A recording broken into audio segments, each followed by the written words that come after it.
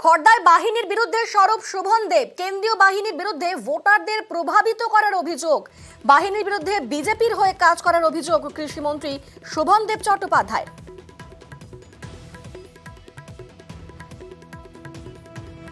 সকালবেলায় গ্রাম থেকে ফোন করেছিল যে প্যারামিলিটারি লোকেরা গিয়ে লোকের বাড়িতে কলা নাড়ছে। কেন নাড়বে? ওদের কোন ক্ষমতা আছে?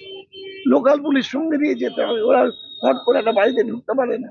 এ ধরনের কাজ করে একটা প্যানিক করার চেষ্টা করবে, কিছুতেই কিছু হবে না। বিজেপি করছে, আবার কাজ করবে।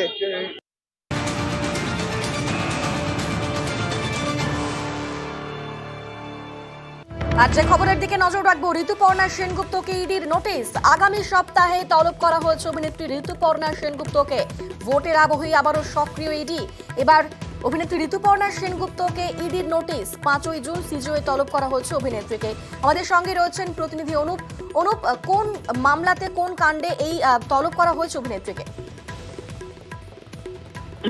ইডির তলব আগামী 5 তারিখে সকাল 11টার মধ্যে সরাসরি ইডি দপ্তরে হাজির হওয়ার কথা বলা হচ্ছে। মূলত রেশন বন্টন দুর্নীতি মামলা, সেই মামলায় তাকে তলব করা হলো। তার কারণ, যখন তদন্ত করা হয় বাকিবুর রহমান সহ একাধিক ব্যক্তি গ্রেপ্তার করা হয়। বাকিবুর রহমানের অ্যাকাউন্ট থেকে শুরু করে বিভিন্ন যখন তথ্য একেবারে খতিয়ে দেখা হয়, সেই সময় কিন্তু ঋতুপর্ণা সেনগুপ্ত অভিনেত্রী তার নাম একটি জায়গায় উঠে আসে এবং সেখান থেকে কিন্তু ইডির পক্ষ থেকে পরবর্তী ক্ষেত্রে বাকিবুর রহমানকেও জিজ্ঞাসাবাদ করা হয়েছিল এবং এই জিজ্ঞাসাবাদের পরবর্তী ক্ষেত্রে কিন্তু একেবারে একটি অ্যাকাউন্টের তথ্য মেলে, যেখান থেকে কিন্তু ঋতুপর্ণা সেনগুপ্তের অ্যাকাউন্টে লেনদেন সংক্রান্ত হয়েছিল।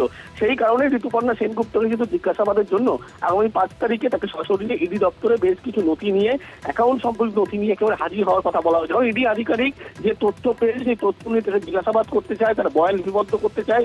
বাকিবুর রহমানের সঙ্গে তার কিভাবে যোগাযোগ হয়েছিল কিনা, এই সমস্ত গোটা বিষয় নিয়ে জিজ্ঞাসা প্রক্রিয়া করে বলে ইডির পক্ষ থেকে ইতিমধ্যে নোটিশ করা হয়েছে এবং বলা হয়েছে আগামী 5 তারিখে সরাসরি ইডি দপ্তরে তিনি হাজিরা দেন, সেই কারণে তলব করা হচ্ছে। বেশ। Strong